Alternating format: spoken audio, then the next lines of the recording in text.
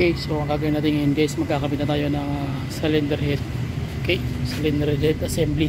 So basic pointers ngayon ang ipapakita ko sa inyo. Check mo yung butas.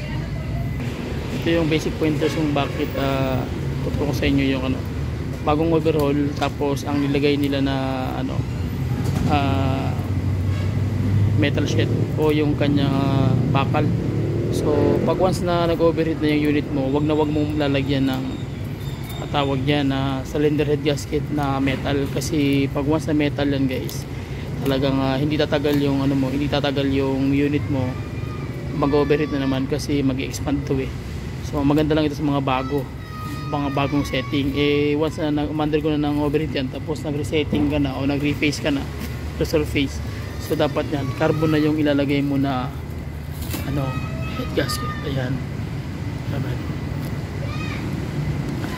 ito na, para sureball talaga na maiipit siya, hindi siya sisingaw, kasi kung sisingaw siya magkakaproblema talaga.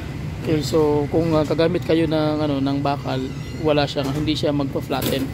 So samantalang kung carbon, magpa-flatten lang siya, so wala siyang singaw. So ito yung naging main cause problem ng unit na to, kung bakit bagong overhaul pero ang nangyari is wala lang isang buwan bumigay uli.